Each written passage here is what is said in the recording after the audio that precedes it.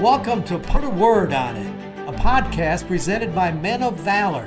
In each episode, we're going to talk with a different man, but each one with a unique journey from brokenness to freedom.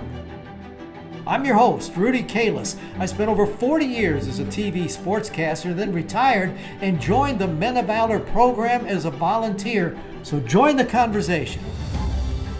Reconciling men to God, their families, and society.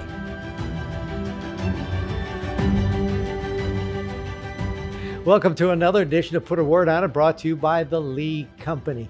I want you to meet Vincent Johnson, who met Carl Carlson, the man who founded Men of Valor back in 1999. Now, the organization had been in progress and had been alive for 2 years.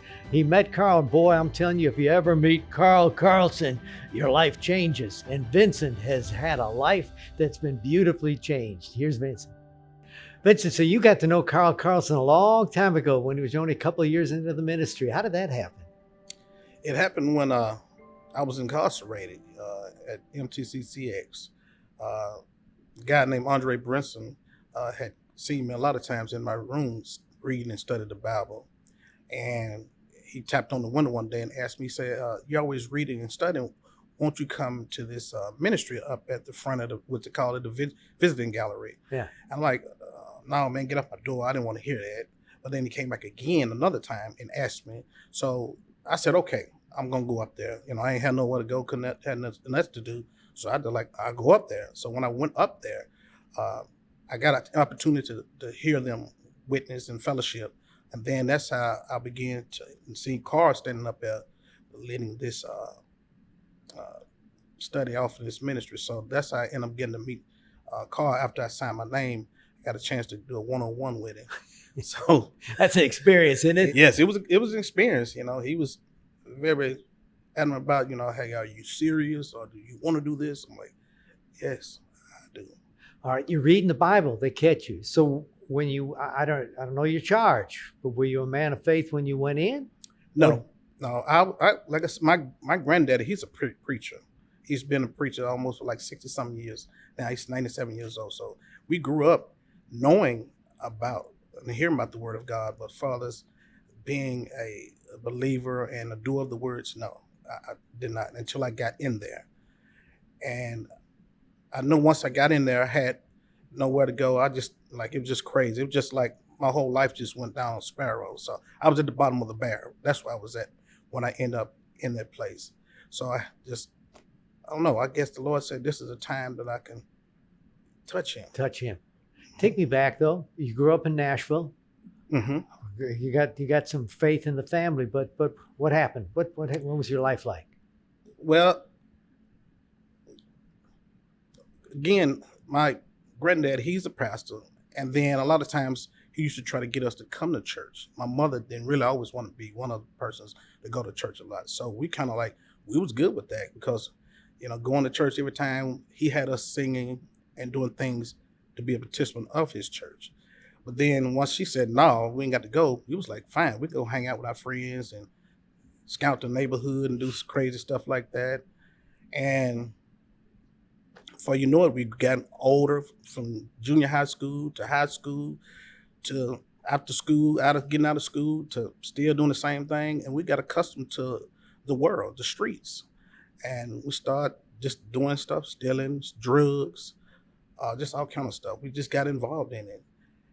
We never killed nobody, we never robbed nobody, but we did, anticipate in illegal activities out there and end up getting caught doing all that stuff. And that's how I end up in prison, You're doing wrong, but you just run it. Wasn't studying it, when you're young, you don't think. Yeah. Especially when you're not in the words of God, you're more kind of lost. Mm-hmm. You don't think. You're just going to be doing things what makes you feel good. Not going to be doing things what make God feel good because you don't know. Because your heart is not in that. So my heart was more into what I was doing in the world. So that's basically.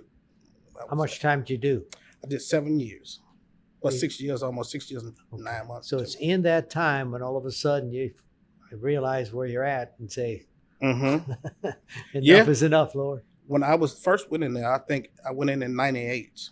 And between that time of 99 and when I met the men of Valor, was introduced to that, I just didn't want to come back out and do the same thing. I said, once I get out, I don't want to be doing the same thing I did or involved in anything that I was doing before. I wanted to be different. I think while I was sitting up in there, it gave me a lot of time to think, try to figure out what I need to do with myself and where I need to go and what I need to try to become.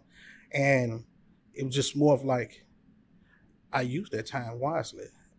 The Lord touched me in that time in my life to turn and look to him and hear his voice. I did that. And I still do that today.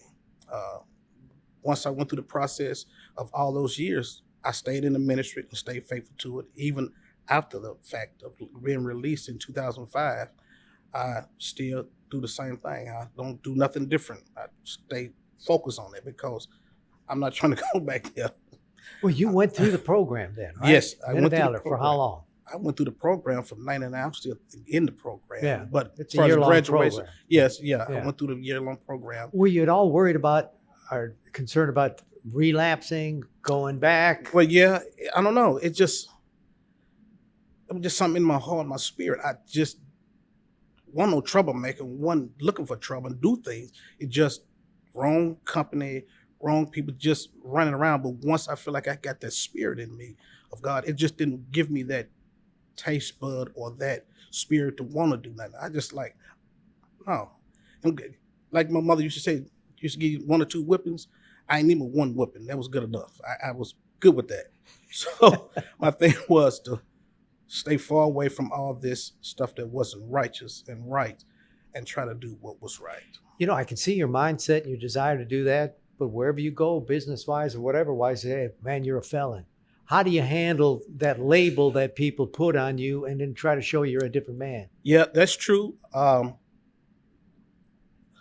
think about that today. If I just wasn't working and trying to get a job, how would it be for me to get a job? But I don't know. But I know one thing, God had a plan. His plan was he knew how people was going to label you and do these things. And I could say that I was that one who was chosen to know that I was going to have to experience that. So that's how he had already planned for when in 2005 I was released. I went through the Men of Valor program, ended up me and Mr. Bill Rowland, which is a man who owned Bradford's Furniture. And he gave me an opportunity to come and say, hey, I don't care what you've done. He said, like you got an able body, you come do what you're supposed to do. And I stood on that. And I stood on the words, what I heard it.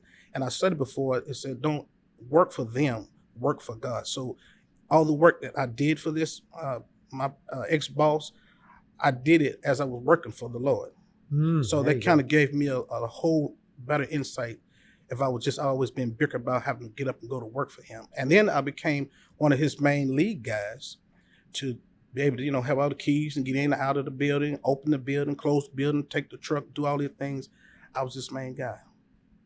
You're successful now. Tell me about your business. Right. So now after Bradford had closed their business, that's when I really hit me about what I'm going to do. I'm a felon. I don't, it's going to be hard for me to get a job.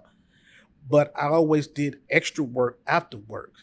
From 4 o'clock after that, some people want you to come over to their homes and move furniture or hang pictures or do things like that. Can you pick something up? Do things like that. Also, there's a designer there wanted me to do extra stuff and help her as well. So I was always doing that. So when they closed, the lady said if you can get a truck or something and go pick up the stuff and we can deliver it, it would be easier. So all that time I had been saving my money anyway. So I went and got a truck and got this truck. And when I got the truck, I realized like, okay, I can do like she was asking me.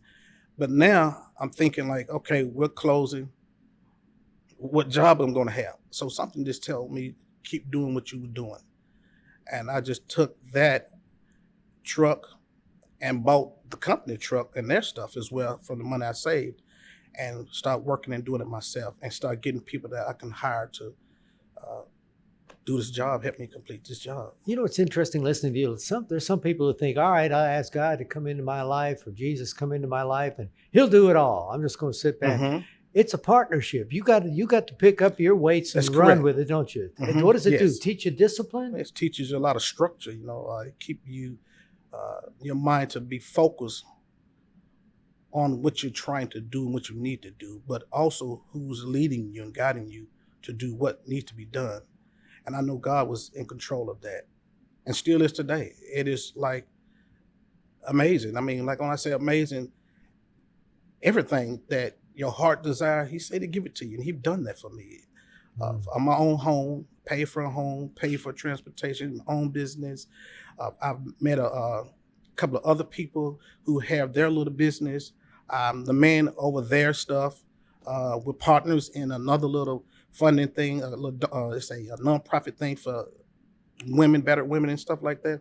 I help them. I'm the man who pick up the stuff, pick up the donation furniture and drops it off. All that. So God is in control. I tell you, it's a great experience. I mean, from sitting here to tell this, he's been in control the whole time. I love it. Well, the program's put a word on it. You got a word for me? Yes, I would say that obedience. Out of all this, I don't think we've had that word yet in these 3 years. Right, that's good. It is, and the reason I say that because if you listen to his voice, if you listen to what he had planned, then you will be obedient to what he wants you to do. So that's the biggest thing that I would encourage anybody. It is, but let me ask you, you say listen to him. How do you hear him? Well, you can hear him by getting in the words. Okay. Prayer, reading. Okay. And then you feel something in your spirit that you can says, hear do it. this? It's in your spirit. Gotcha. It's in your spirit. He tells you, convicts you of things. No, don't do this. Yes, do this. Every one of us have that. We just got to hear it and we have to act upon it. And I say that's what I'm saying by listening to that. If you connect with that and listen to it, then you see, you explained it well. And the reason I ask is because there's some people say, I've never heard the voice of God. Well, wait a minute now. Depends on how you're listening. It's a still small voice, but it'll be in your spirit and give you the guidance. That's correct. Obedience. Obedience. You're a good man. Obedience. God bless you, Vincent. Thank you. I wish you the best. All right, I thank you. Now, but if anybody out there need any moving or any picking up, dropping off your furniture and things like that, I have a company called Invincible Moving Services. My number is 615-568-2843. If you need anything, though, please feel free to reach out. And I am the owner, Vincent Johnson. I love it, brother. Way to go. Praise God. I like his word obedience, and you can see it in him. And I also like the fact that he talks about it's not just God. God changes you, but then you got to do your part. It's a partnership. You got to stand up. You got to be disciplined. And look at the success he's now had in his life. Of course, I had a chuckle at the end where he gives us a little business plug, but he deserves it. He's a man of God. Hope you enjoyed it. Join us again next time as we put a word out.